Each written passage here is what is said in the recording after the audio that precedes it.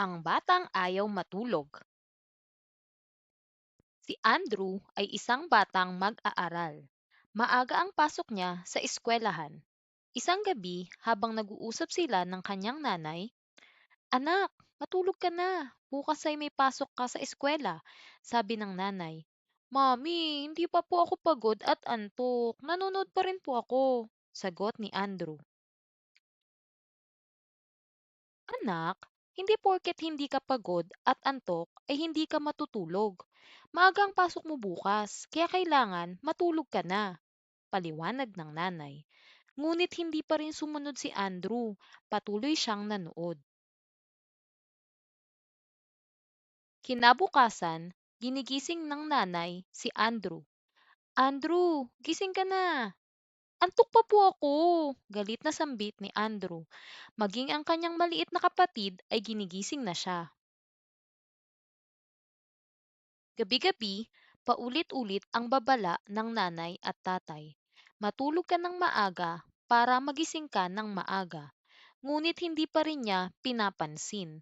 Para bang ang panonood ay mas mahalaga kaysa sa tamang oras ng tulog. Isang araw sa eskwela, habang nasa klase, naramdaman ni Andrew na nahihilo siya. Sumakit ang ulo at nanlabo ang kanyang paningin. "Teacher, masakit po ang ulo ko," sabi niya. Hindi naglaon, nawalan siya ng malay. Pagising niya, laking gulat ni Andrew. Siya'y nasa isang opisina na, at isa na siyang malaking lalaki. Buhay opisina ang kanyang mundo. Palagi siyang inuutusan ng boss na tapusin ang mga gawain.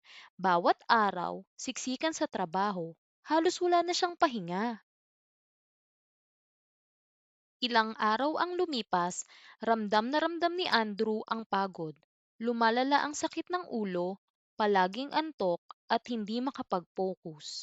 Minsan, habang nakaupo sa opisina, natigilan siya nang makita ang sarili sa salamin.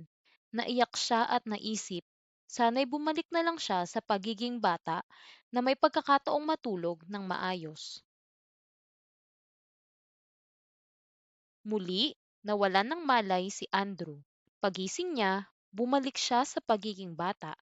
Nandiyan ang kanyang bahay, si nanay at tatay, at ang kapatid. Mula noon, nagbago si Andrew.